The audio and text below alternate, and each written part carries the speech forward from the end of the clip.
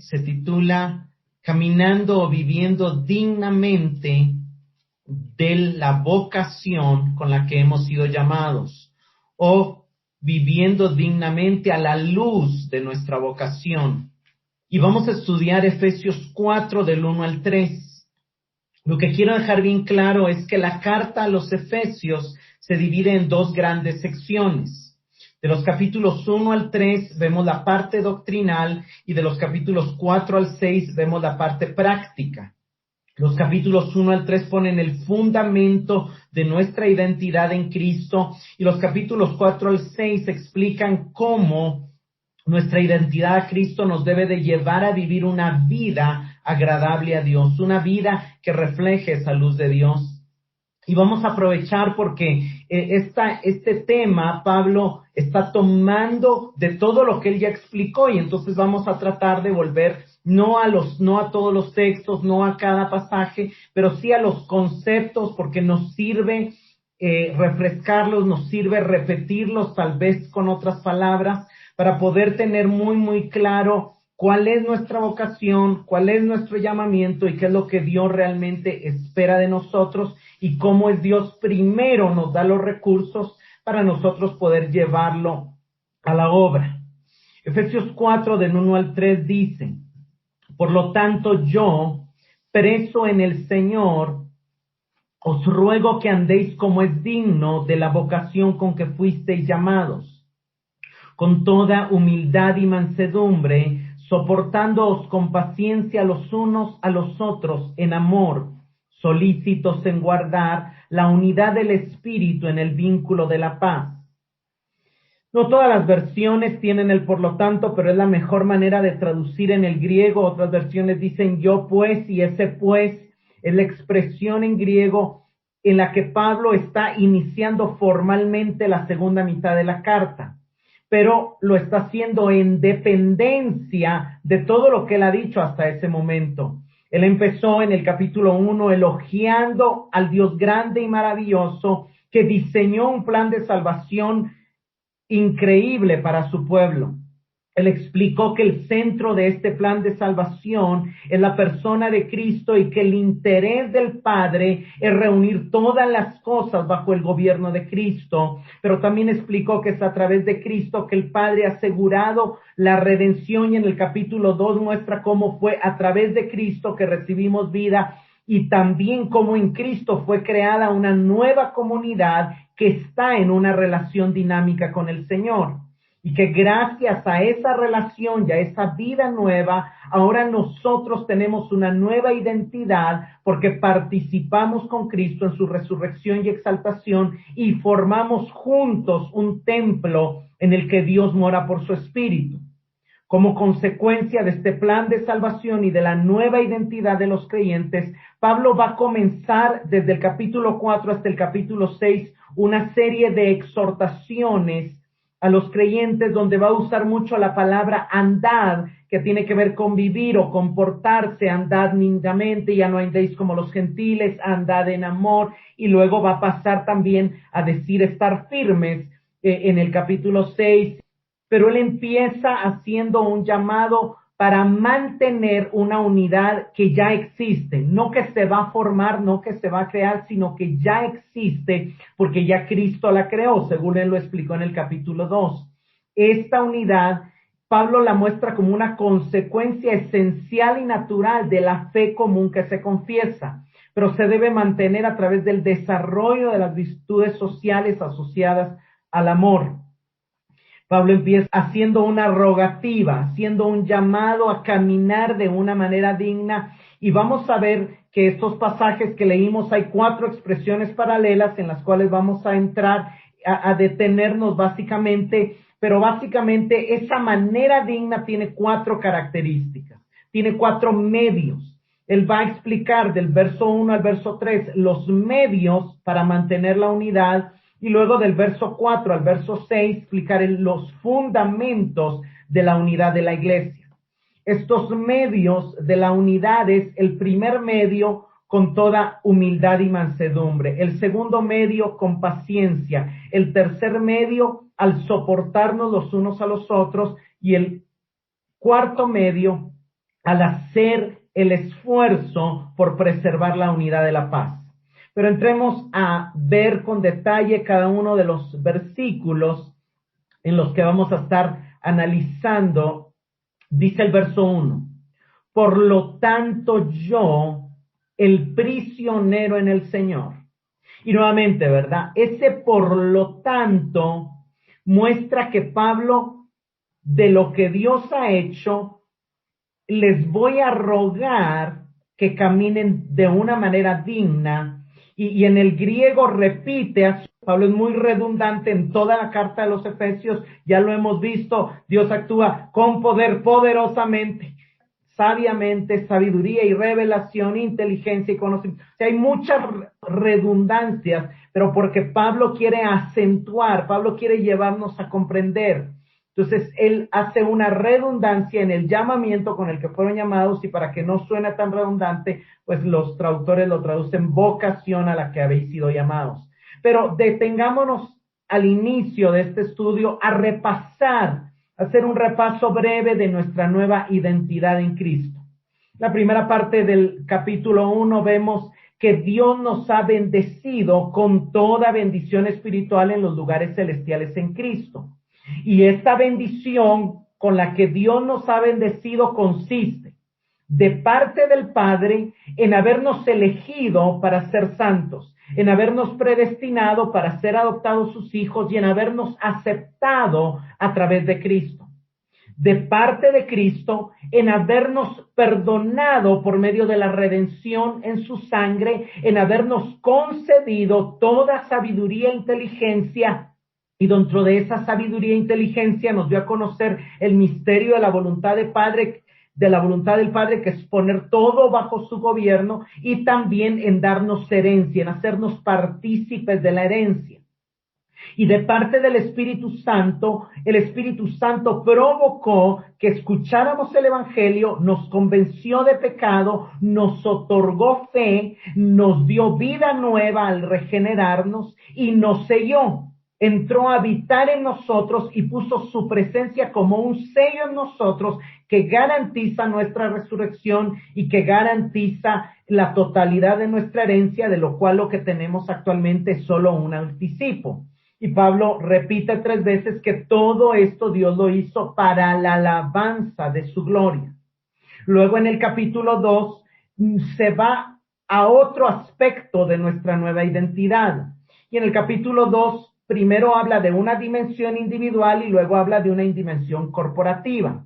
En cuanto a la dimensión individual, estábamos muertos espiritualmente en nuestros delitos y pecados, y entonces juntamente con Cristo nos resucitó, juntamente con Cristo nos ascendió y nos llevó al cielo, y juntamente con Cristo nos sentó, nos dio un lugar de descanso y de gobierno en los lugares celestiales. Eso es increíblemente maravilloso. Pero en cuanto a la dimensión corporativa, pasamos de ser seres lejanos al pueblo de Dios, sin Dios y sin esperanza, a formar parte de un nuevo pueblo. Ese nuevo pueblo es la nueva nación santa, es la iglesia, es el cuerpo de Cristo y es el instrumento que Dios quiere usar para desplegar su sabiduría y llenar todo con su gloria.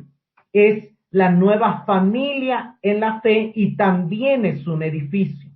Entonces Dios ha creado la iglesia como el cuerpo de Cristo y como el medio, nos dice el final del capítulo 1 y lo une con el capítulo 2, como el medio que Dios quiere llenar para a través de ella, a través de esta comunidad de creyentes, llenar toda la tierra con su poder y con su gloria.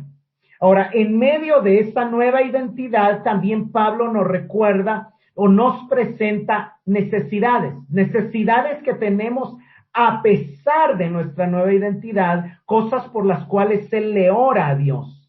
Y entonces, número 1, la oración de la última parte del capítulo 1 se enfoca en que Pablo le pide a Dios y nos deja ver a nosotros que tenemos la necesidad de que el Padre nos dé espíritu de sabiduría y de revelación, y así nuestros ojos puedan ser abiertos, porque necesitamos conocer 3 cosas. Número uno, necesitamos conocer que Dios tiene una esperanza, una meta que Él fijó al llamarnos, y esa meta es ser como Cristo. Número dos, necesitamos saber el hecho de que nosotros somos la rica herencia que el Padre le dio a su Hijo. Necesitamos conocer lo mucho que Dios nos valora y la gran importancia que Él nos concede. Y número tres, necesitamos conocer cuán extraordinariamente grande es el poder con el que Dios resucitó, ascendió y puso a Cristo como cabeza de la iglesia, muy por encima de todo ser espiritual. Luego, en el capítulo 3, Pablo hace una segunda oración, que al mismo tiempo nos revela una segunda necesidad. Y esa segunda necesidad es que necesitamos que el poder de Dios nos fortalezca. Y hay tres aspectos en los que necesitamos que el poder de Dios nos fortalezca. De manera individual, necesitamos ser fortalecidos en nuestro espíritu para que Cristo habite y gobierne en nuestros corazones, es decir, en todas las áreas de nuestra alma. Y así vivamos cimentados y arraigados en amor. Número dos, corporativamente necesitamos el poder de Dios que nos permita una unidad que nos lleve a comprender con todos los santos cuál sea la anchura, la longitud, la altura y la profundidad de los atributos divinos, de la sabiduría divina, del poder divino, del amor divino, y también necesitamos conocer más el amor de Cristo, a fin de que tanto individual como colectivamente seamos llenos de la gloria de Dios para llenarlo a la vez todo con su gloria. Entonces, cuando explicamos que la altura, la anchura, la longitud y la profundidad no hablan específicamente del amor, porque luego dice, y de conocer el amor, yo dije que lo más probable es que se refiera al poder de Dios. Sin embargo, en esta semana el Señor traía a mi mente un poco más de claridad, un poco más de luz, y el Señor me hacía ver que no se refiere exclusivamente a su poder, sino que se refiere a esos atributos que se entremezclan entre Dios, donde su amor es poderoso y su poder es amoroso y su sabiduría está llena de amor y está llena de poder y está llena de gracia, y su gracia es al final una expresión también de su sabiduría y es posible por su poder y su gloria. O sea, están intrínsecamente unidas. Muchas de las cosas de las que Pablo habla como grandes, como ricas, como especiales, están estrechamente unidas. Y eso es importante que lo veamos. Entonces, quiero que vayamos a un pasaje donde nos deja ver un poco estas cuatro dimensiones, que es Job, capítulo 11, del 5 al 10. Mas, quien diera que Dios hablara y abriera sus labios contigo y te declarara los secretos de la sabiduría, que son de doble valor que las riquezas. ¿Conocerías entonces que Dios te ha castigado menos de lo que tu iniquidad merece? ¿Descubrirás tú los secretos de Dios? ¿Llegarás tú a la perfección del Todopoderoso? Es más alta que los cielos. ¿Qué harás? Es más profunda que el Seol. ¿Cómo la conocerás? Su dimensión es más extensa que la tierra y más ancha que el mar. Si Él pasa y aprisiona y llama a juicio, ¿quién podrá contrarrestarle? El verso 8 me llama la atención, pero cuando vemos el verso 6 está hablando de la sabiduría de Dios. Y luego dice, es más alta. Y luego dice, es más profunda, es más alta que los cielos, dice el 8. Y luego dice, es más profunda que el Seol. Luego dice, su dimensión es más extensa, que podría ser largo.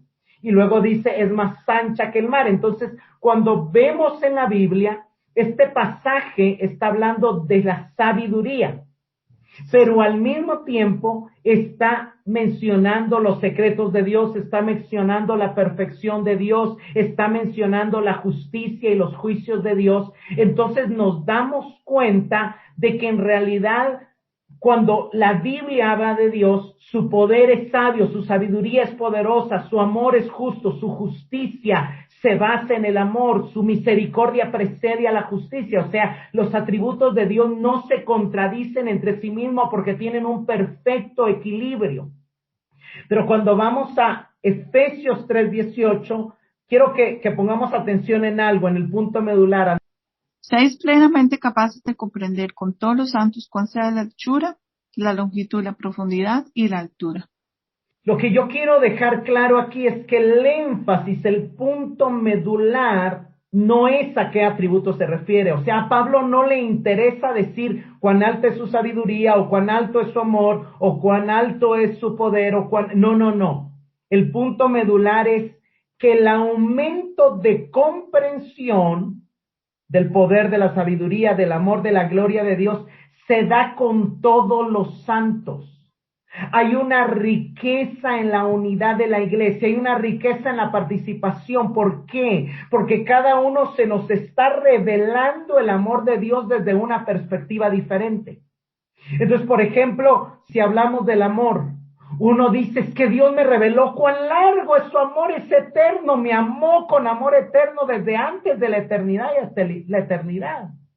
Pero otro dice, cuán profundo es el amor de Dios. Yo estaba en el lodo cenagoso, yo estaba en lo profundo, yo estaba en el hoyo de la desesperación, y ahí entró el amor de Dios a lo profundo y se me reveló la profundidad de su amor. Y otro puede decir, Dios me llevó al tercer cielo y su amor es alto, y su amor me llevó a contemplar esas alturas, esas maravillas. Y otro puede decir, Dios me hizo ver que no me ama solo a mí, que ama a toda la humanidad, su amor es ancho. Entonces cada uno tiene una perspectiva diferente. Cámbielo usted por el poder, ¿verdad? Alguien vio el poder al crear el universo, otro vio el poder al ver la pequeñez de una célula, otro vio el poder en la complejidad del funcionamiento del ojo, del cerebro, ¿me entienden? Entonces cada uno tiene una visión desde su perspectiva, desde la revelación que cada uno está teniendo de Dios. Entonces, por eso el énfasis es, necesitan comprender con todos los santos, que todos participen, que todos muestren. ¿Por qué? Porque cuando cada uno comparte algo, entonces la comprensión colectiva es mayor. Ese es el punto medular del pasaje. Regresando al tema y al pasaje, lo que el apóstol quiere dejar muy claro es que él usa 3 capítulos antes de pasar a la parte práctica.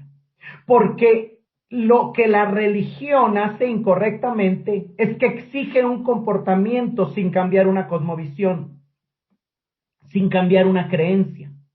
Pero Pablo nos enseña y la Biblia nos enseña de que el comportamiento tiene que venir como resultado del cambio de creencia. Yo no puedo empezar, no me pueden obligar a amar a los demás si primero no se me revela el amor de Dios a mi vida, cuán amado yo soy. Entonces el cambio de visión de vida tiene que darse antes del buen comportamiento. Es la nueva identidad en Cristo, es la nueva visión de quiénes somos en Dios lo que produce las buenas obras. Y eso está claro, cuando usted estudia el tema de la cosmovisión, es muy claro que son las creencias las que definen los valores y el comportamiento. Y si se quiere un cambio de comportamiento real, se necesitan cambiar las creencias. Si no, se produce sincretismo. La tendencia a regresar a mis antiguas creencias. La tendencia a usar a Dios como usaba la brujería antes.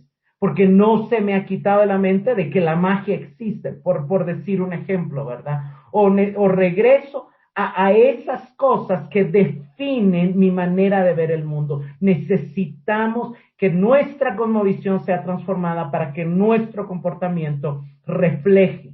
Entonces viene Pablo y dice, yo, ya después de haber dicho por lo tanto y después de haber recordado y traído a memoria todo lo pasado, él dice, yo prisionero en el Señor. Y ya no usa el prisionero de Cristo que usó en 3:1, sino ahora dice en el Señor. Y va a usar a lo largo de la carta continuamente en el Señor. Y eso significa estando unido a Cristo, habitando en Cristo, entendiendo que mi geografía es Cristo.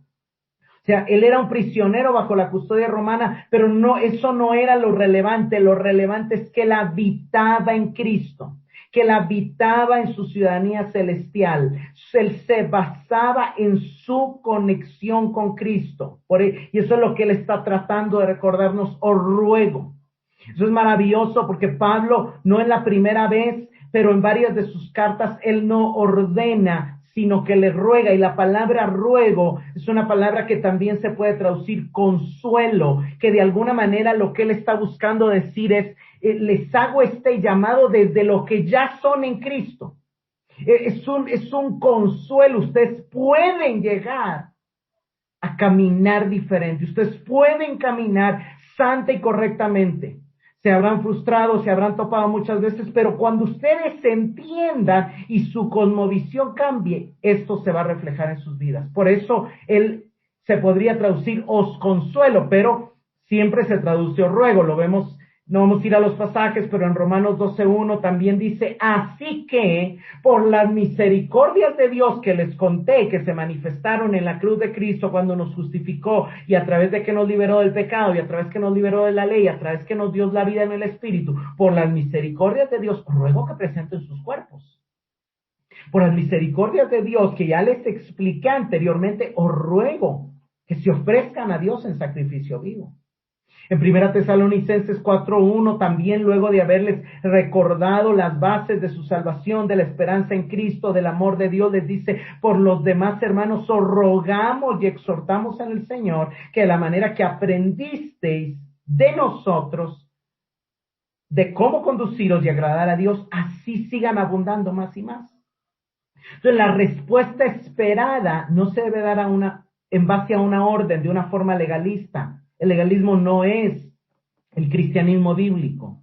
En el nuevo régimen viene primero la enseñanza de quiénes somos y un cambio de conciencia. Y entonces ese cambio de conciencia de quiénes somos y de lo que hemos recibido produce una respuesta. ¿Y cuál es la respuesta? Que debe producir el entendimiento de lo profundamente bendecidos que somos, andar de una manera digna. Andar es una metáfora usada en la Biblia para la conducta, para el comportamiento. Siempre andar lo vemos en varios pasajes en la Biblia. Colosenses 1:10. Para que andéis como es digno del Señor, agradándole en todo, llevando fruto en toda buena obra y creciendo en el conocimiento de Dios. Wow. Aquí Pablo lo que está haciendo es orar por ellos. En el verso 9 les dice, no he dejado de orar por ustedes. Y el motivo de mi oración no es su prosperidad económica, no es su salud, no es que se la pasen súper, no. Lo que yo oro es que puedan andar de una manera digna. Esta carta es un poco diferente a Efesios y luego les dice y les da algunos recursos para que anden de una manera digna, pero desde el principio les dice que se trata de andar de una manera digna, que tengan fruto en el Espíritu, que abunden en amor, en gozo, paz, que las expresiones del carácter de Cristo. Llevar fruto es expresar el carácter de Cristo. Veamos 1 Tesalonicenses 2:11 y 12. Así como sabéis de qué manera os exhortábamos, alentábamos, implorábamos a cada uno de nosotros, como un padre lo haría con sus propios hijos, para que anduvierais como es digno del Dios que os ha llamado a su reino y a su gloria.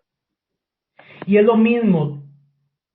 Y vean lo que hacía como un padre a un hijo. Los exhortaba, los consolaba y les encargaba. No tenemos el tiempo para entrar en detalle. Pero el punto es el mismo llamado. Que anden como es digno. O sea, Dios los llamó y el llamamiento fue a su reino y a su gloria. O sea, no es un llamado cualquiera. Él quiere que reinen con Él y Él quiere darle la gloria que Cristo tiene. O sea, entiendan que ese llamado es grandísimo. Vivan dignamente de ese llamado. Entonces, en lugar de decir aquí, es bien interesante porque Pablo dice, caminen, vivan, anden dignamente de la vocación o del llamado, y no usa el llamado de Dios, no usa el llamado de Cristo, sino que redundantemente dice del llamado con que fueron llamados o de la vocación del llamamiento, de la vocación con que habéis sido llamados. ¿Y por qué está usando Pablo esta redundancia? Porque está resaltando la importancia de este llamamiento que consiste en ser parte del cuerpo de Cristo, que consiste en ser el medio de la expresión de Cristo. En el Antiguo Testamento hubieron llamados. Dios llamó a Abraham, sal de tu tierra, quiero hacer un pueblo, quiero bendecirte. Dios llamó a Israel. Isaías dice, por ejemplo, en Isaías 48:12, óyeme Jacob, tú Israel, a quien yo llamé. O sea, Dios llamó a Abraham, a Israel, para tener una relación con él. Pero la pregunta es, ¿estamos conscientes a qué nos llamó Dios? A nosotros, ¿será que nos llamó solo para salir de nuestra tierra y seguirle? Sí nos llamó para eso, pero no queda como Abraham. ¿Será que nos llamó como Israel solo a ser su pueblo y a tener una relación con él? Sí, pero nuestro llamado va más allá. Nuestro llamado va en el tiempo de Israel. Israel nunca fue llamado a ser lleno de Dios. Dios llenaba el templo y desde el templo se miraba su gloria. El tabernáculo de Moisés exhibía su gloria. Pero no estaba todo el pueblo llamado a ser el templo. Y a nosotros nos llamó para ser llenos de él y para exhibir su gloria a través de nosotros. Ese llamado sobrepasa el llamado de Abraham y el llamado de Israel y el llamado de todos los santos del Antiguo Testamento. Nos llamó a llenar el mundo de las nuevas del Evangelio y del amor que él viene expresando, pero no va más de eso. Regresemos a la Escritura a ver cuál es en esta carta nuestro llamado. ¿Será nuestro llamado? Imagínense solo para tener en cuenta algunos conceptos. ¿Qué es andar dignamente de un llamado? Si alguien es llamado a ser médico, se espera que si hay un enfermo ahí, por lo menos haga lo posible de apoyarle si no tiene quién. Si alguien es llamado a ser presidente, se espera que vele por el bien de su nación, que ame a su nación. Si alguien es llamado a ser embajador, se espera que represente bien la nación que lo puso como embajador. Entonces, el llamado que nos hicieron lo tenemos que tener muy claro, para que tenerlo claro nos lleve a andar de una manera digna. Y Pablo nos va a dar algunos medios para entender eso. Veamos Efesios 1:23. La cual es su cuerpo, la plenitud de aquel que todo lo llena en todo. Reina Valera, 1960. Yo voy a leer otra versión que lo dice un poco más entendible. Dice, y la iglesia es el cuerpo de Cristo, en quien él habla y actúa. Él la completa y la llena para que ella llene todo con su presencia. Mi cabeza, para expresar lo que quiere decir, necesita que mi boca hable y necesita que mis manos ayuden en un lenguaje corporal. Cristo es la cabeza, pero necesita de la iglesia para a través de ella hablar y actuar. Entonces Cristo llena a la iglesia para que la iglesia sea el medio para llenar el mundo de lo que Dios está diciendo. La iglesia es la única institución en el mundo entero que tiene la autoridad para hablar de parte de Dios. Hay un mundo donde hay un falso profeta que habla en nombre de Dios, pero no de parte de Dios. Pero la única que habla de parte de Dios es la iglesia, es su cuerpo. Y así nos vemos. Efesios 2:10 dice que Él creó en Cristo, Él nos creó de nuevo en Cristo, Él nos dio vida en Cristo, porque somos su obra maestra, su obra de arte que Él está exhibiendo a fin de que hagamos las buenas obras que Él preparó de antemano para nosotros. Entonces, ¿cuál es el llamamiento? Exhibir la grandeza de Dios a través de nuestras obras y de nuestras palabras. Efesios 2:20 al 22 guarda la misma idea. Somos el templo de Dios que está siendo edificado para que Dios llene y deje ver su gloria, pero ya no en un edificio, en personas, en acciones de personas. Y Efesios 3:10 nos decía que no solamente en la tierra, sino que Dios usa la iglesia como el medio, como la vitrina donde Él exhibe todas las formas de su sabiduría ante los gobernados y principados, las autoridades invisibles en los lugares celestiales. Hermanos, ¿cuál es nuestro llamado como iglesia? Nuestro llamado como iglesia es ser el medio de exhibición de la sabiduría, del poder, del amor y del mensaje de salvación de Dios. No solamente los proclamadores, somos embajadores, ministros de reconciliación, pero también somos medio de exhibición. Entonces, ¿cuál es la manera digna de vivir acorde a ese llamado? ¿Será los formalismos? ¿Serán los dogmas? ¿Serán las reglas? ¿Será la excelencia organizativa? ¿Será ser perfectos en forma? ¿Será eso la manera digna del llamamiento de exhibir el poder, el amor, la grandeza de Dios? Déjenme decirles que no. Vivimos en un mundo donde se le da mucha importancia a la forma. Pero la manera digna, lo vamos a ver, tiene que ver con el fondo, tiene que ver con el carácter.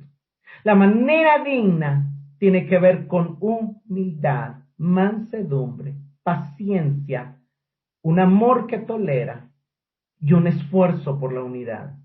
No tiene absolutamente nada que ver con cuestiones externas.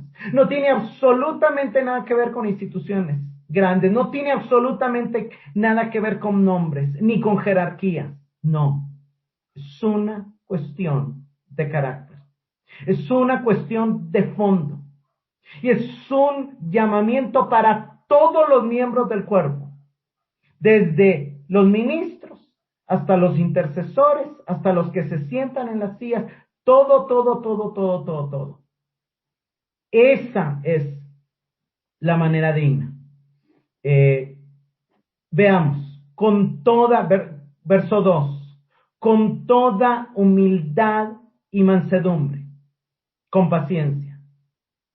Como el llamamiento de Dios no es a tener una relación privada con Él, sino a vivir en comunión con otros creyentes, es esencial que los cristianos muestren ciertas cualidades que realzan esa vida justos. Eso no lo dice aquí en Efesios. También vamos a ver que en Colosenses 2, 12 y 13 dice: vestíos como escogidos de Dios, santos, llamados de entrañable misericordia, de benignidad, de humildad, de mansedumbre y de paciencia.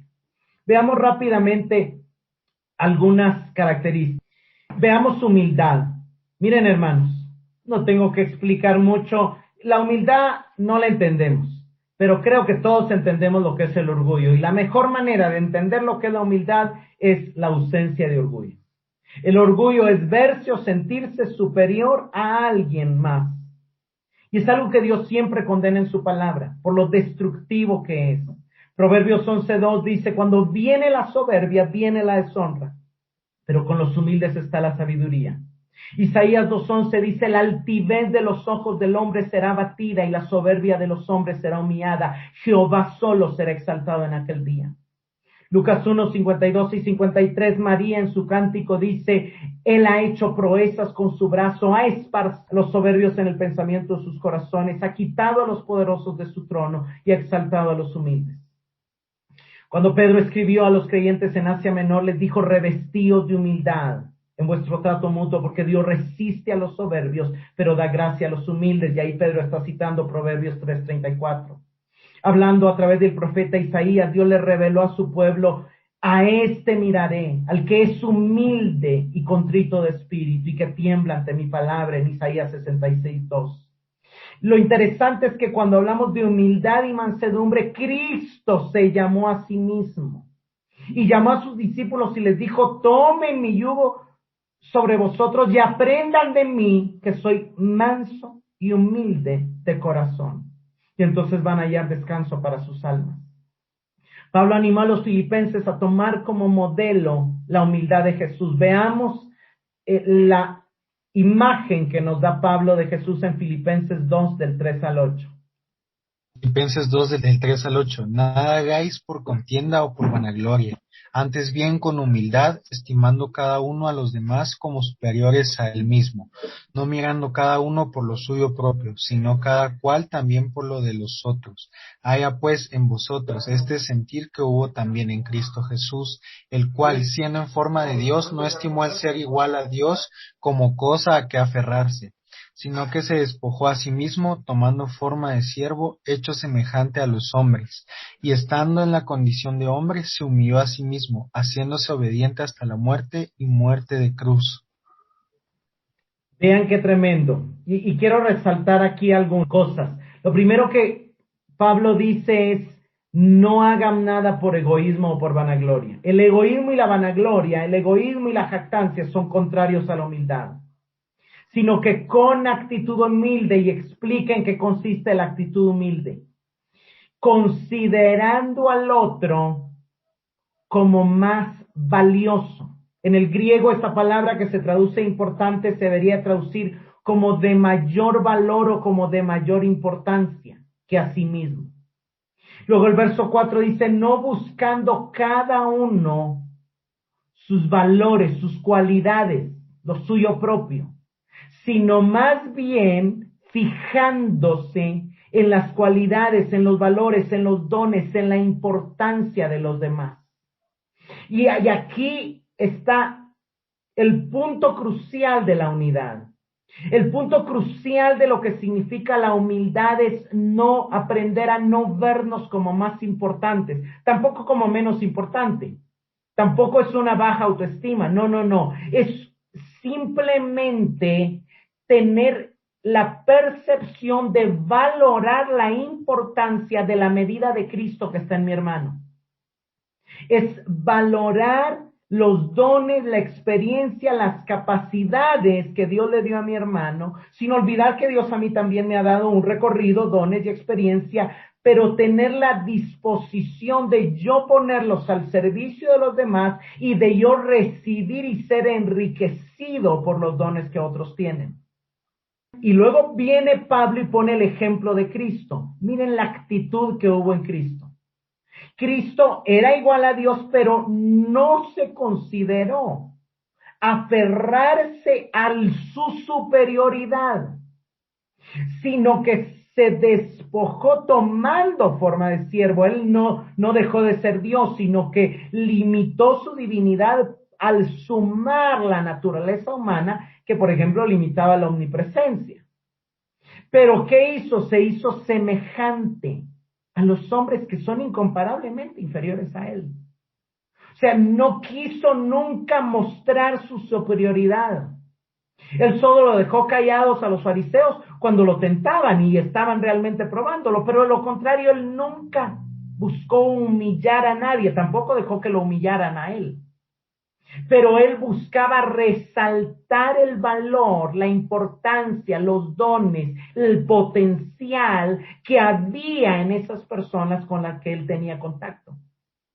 Y vean qué nivel de humildad, que se humilló a sí mismo haciéndose obediente al Padre hasta la muerte, y muerte como un malhechor en la cruz. Entonces Cristo nos muestra que con su ejemplo de humildad, la humildad tiene que ver con la búsqueda intencional de servir,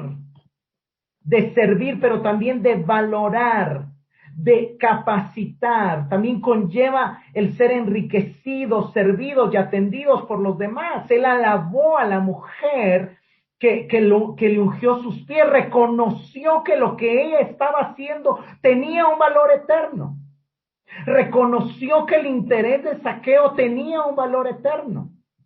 Reconoció que la concepción del centurión de autoridad era una fe que superaba la de los israelitas, porque él entendía cosas de cómo se mueve el mundo espiritual que los otros no entendían. Entonces Jesús valoró siempre la humildad de un niño. Y usó a los niños para mostrarle a los fariseos que su envanecimiento, su jactancia y todo, en lugar de acercarlos a Dios, los alejaba. Humildad es saber que los demás tienen importancia, tienen riqueza, tienen valores. Y aprender a ver, a valorar más la importancia de los demás que la mía propia. No decir, no, yo lo hago todo, yo puedo, yo no necesito de nadie. No. En esto, tal hermano tiene mala experiencia, tal hermano tiene más conocimiento, tal hermano tal. Ok, alguien más dice que tal vez yo puedo tener, entonces, si Dios a mí me ha dado la experiencia, el conocimiento, entonces yo voy y sirvo también. Estoy dispuesto a servir y a ser servido y a ver la riqueza de los demás. Eso es humildad. Mansedumbre.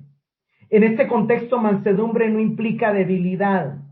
La mejor manera de entender la mansedumbre y las veces que más se usa es el ejemplo de un caballo. Un caballo que tiene mucha capacidad, mucha fuerza, pero que logra entender que le conviene más dominar su fuerza y dejarse guiar por alguien superior a él. La mansedumbre no tiene tanto que ver en nuestra relación con los otros, sino tiene tanto que ver en nuestra relación con Dios. Cristo fue manso cuando se hizo obediente al plan del Padre y nos llama a ser mansos al dirigirnos, al dejar que el Espíritu Santo nos controle. Cristo habló bienaventurados los mansos citando un salmo, el Salmo 37:11, porque ellos heredarán la tierra, pero el Salmo dice, y se recrearán con abundancia de paz. Es esa actitud que busca el gobierno de Dios y que como está confiado en Dios, tiene paz. En el caso del caballo, es la confianza que el caballo tiene en el jinete que le hace seguir y no retroceder ante la batalla.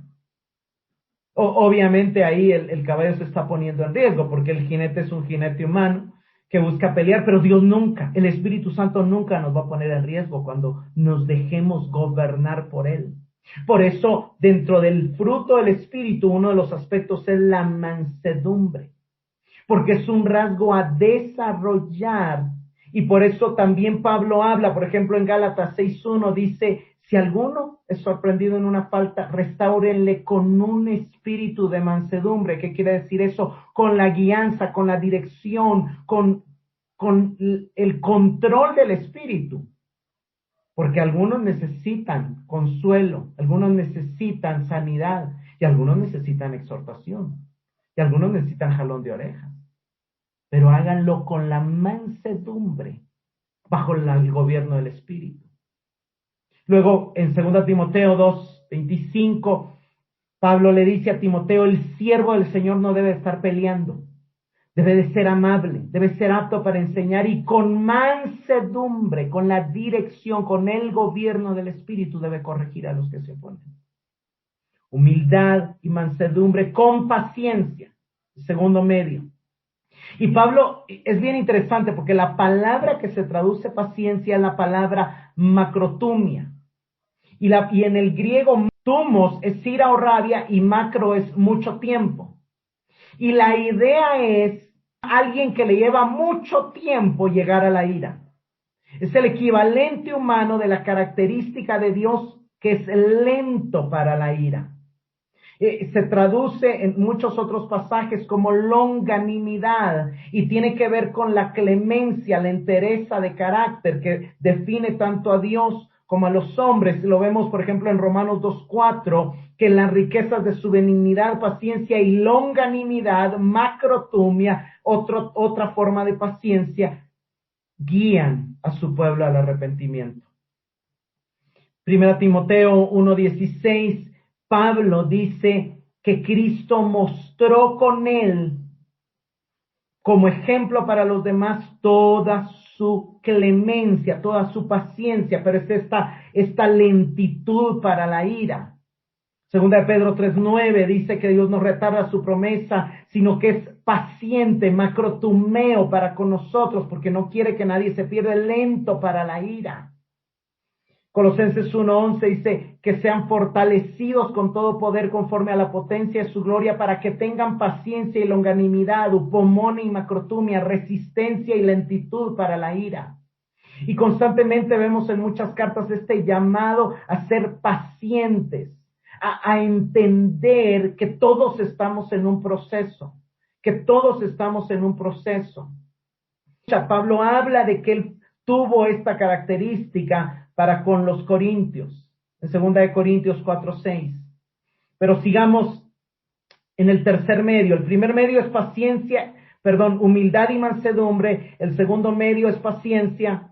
El tercer medio es al soportaros los unos a los otros en el amor. Soportar es lo mismo que aguantar o sobrellevar.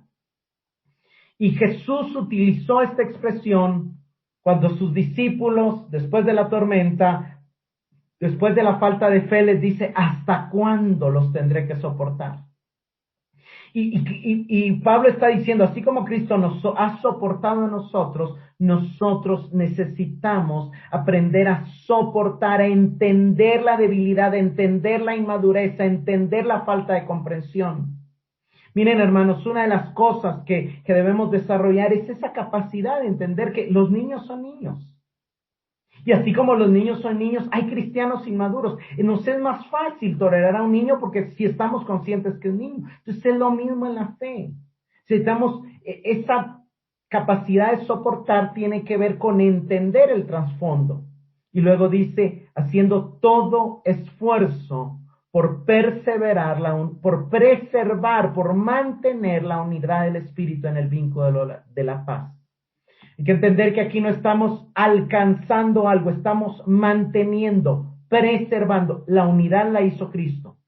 La unidad la hizo Cristo en su cuerpo. Aquí Pablo está animando a alcanzar una unidad, no está animando a alcanzar, sino a mantener una unidad que ya existe. Esa unidad viene del Espíritu, en el Espíritu ya somos uno. Unidad y paz son los dos logros centrales de Cristo a través de la sangre derramada en la cruz. Cristo ha creado un nuevo hombre y ha establecido la paz. Cristo es nuestra paz y de ambos pueblos hizo uno. Él creó la unidad, de Efesios 2:14. Entonces Dios mora en esa nueva humanidad, en ese nuevo pueblo por medio de su Espíritu y nos da acceso al Padre. Debido a la obra del Espíritu que nos incorpora en este nuevo cuerpo, ya estamos unidos, no hay divisiones. Las divisiones se dan en el ámbito de lo carnal. Pero entonces, como ya hay una unidad en el Espíritu, tenemos que pelear por conservarla en el ámbito de lo físico. En Cristo somos uno, en el Espíritu, pero en lo físico nos dividen muchas cosas, nos dividen muchas diferencias doctrinales, y entonces Pablo usa la palabra vínculo, que tiene que ver con cadena, con amarrar, con prisionero. La palabra vínculo viene de cadena. Y entonces Pablo está diciendo que al igual que él está amarrado a su guardia, estos creyentes deben de estar amarrados juntos en paz y amor. Miren, hermanos, de manera resumida, como una aplicación para nuestra vida, lo que Pablo nos está llamando es a esto, a entender nuestra nueva identidad, para dejar fluir las virtudes de Cristo que ya están en nosotros para potenciar la unidad y para mantener la paz. Y la manera en que es digno no tiene nada que ver con formalismo, no tiene nada que ver con rituales, no tiene nada que ver con cosas externas. Es el carácter humilde, manso y paciente de Cristo, que nos da la capacidad para amarnos y soportarnos y para luchar y procurar la unidad, para ser pacificadores. Esa es la manera digna de caminar en base a nuestro llamado. ¿Por qué? Porque nuestro llamado es exhibir, es manifestar al Cristo que nos habita. Y básicamente en la práctica, si somos rápidos para la ira, Cristo es paciente en nosotros. Si tenemos tendencia, que todos lo tenemos, porque es el mayor problema de la humanidad, a ser orgullosos, a ser arrogantes, a ser egocéntricos, a ser presuntuosos, necesitamos recordarnos que a los pies de la cruz no valemos nada, que realmente nuestra salvación y todo lo que tenemos es por gracia, y Dios nos lo ha dado sin que lo merezcamos. Si somos insensibles, bruscos, mandones, debemos de trabajar en la mansedumbre y dejar que el Espíritu Santo nos gobierne. Si tenemos problemas de intolerancia, digámosle al Señor que nos llene de amor para las personas a las que nos es difícil amar. Debemos de perseguir la unidad entre otros creyentes. Si conocemos personas que tienen a Cristo, aunque pertenezcan a una iglesia diferente, a una doctrina diferente, a una denominación diferente, no nos olvidemos que en el Espíritu somos unos, que estamos unidos al mismo Cristo, lavados por la misma sangre y que vamos a compartir el mismo cielo. Y que desde ya lo ideal es llevarnos bien y mantener las diferencias fuera de la relación. La carnalidad es el problema que más conduce a las disensiones y a las rupturas en la iglesia. Nuestro propio ego y inmadurez pueden empeorar una situación y necesitamos dejar que el carácter de Cristo, llevar nuestra cruz, dijo Cristo, y aprender de él. Termino como siempre con algunas preguntas de reflexión. ¿Has abrazado tu nueva identidad en Cristo? ¿Te ves a ti mismo en lo profundo como elegido, como predestinado y como acepto por el Padre? ¿Te ves a ti mismo como redimido y perdonado por Cristo? ¿Te ves a ti mismo como sellado por el Espíritu Santo y como un templo donde Él habita? ¿Has aprendido a ver el valor en las diferencias de las personas que te rodean? ¿O aún crees que tu apellido, cultura, país, comida o familia te hacen ser superior a otros? ¿Has comprendido que mansedumbre no es debilidad, sino dejarse guiar por el Espíritu y obedecer al Padre? ¿Te consideras de mecha corta o de mecha larga? ¿Te lleva mucho tiempo llegar a enojarte? Si no, debes entrenarte en paciencia, dejando que fluya a tu alma desde la naturaleza de Cristo que está en tu espíritu, desde la vida de Cristo que está en tu espíritu. Cuando te toca soportar a otros, ¿recuerdas lo mucho que Dios te ha soportado? ¿Recuerdas la paciencia que Dios ha tenido para contigo? Ten presente eso para que te sea más fácil extender gracia a otro. ¿Qué tanto batallas por la unidad en tu casa, en tu familia, en tu congregación y entre las comunidades cristianas de tu ciudad y entre el evangelio en el mundo? ¿Notas que Pablo deja muy claro que cuando alguien camina en orgullo, en arrogancia y en superioridad, no está honrando ni su salvación ni su llamamiento? Porque eso no refleja el llamado con el que Dios te ha llamado, que es el deseo que Él tiene de reflejar su gloria, su amor y su poder a través de ti. Hermanos, somos el cuerpo de Cristo, el medio a través del cual Él habla, actúa y se expresa. Nunca olvidemos eso. Ese es nuestro llamamiento, esa es nuestra vocación. Cerremos orando. Padre, te damos gracias por esta palabra. Te damos gracias por la rogativa que nos hace tu Espíritu de caminar dignamente de la vocación con la que hemos sido llamados.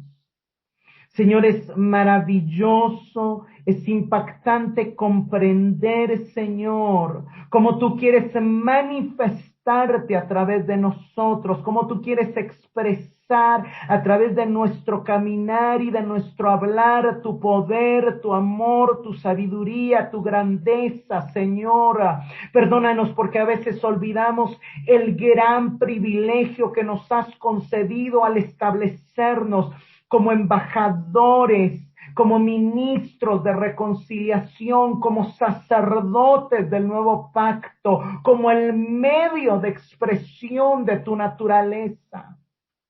Que nunca olvidemos, Señor, ese llamamiento a ser como Jesús, a ser como Cristo, a manifestarlo a Él.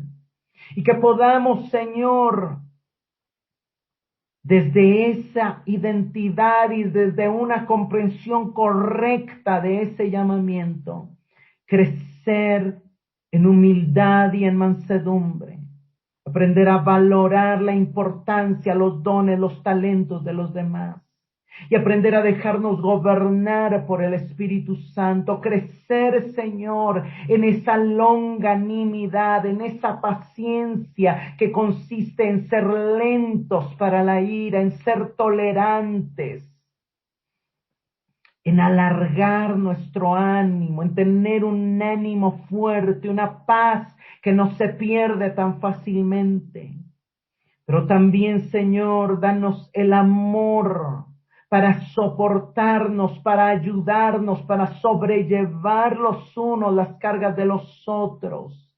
Y danos la necesidad de procurar la paz. Haznos pacificadores, Señor, que podamos trabajar, esforzarnos por mantener la paz en lo físico, que ya es una realidad en lo espiritual.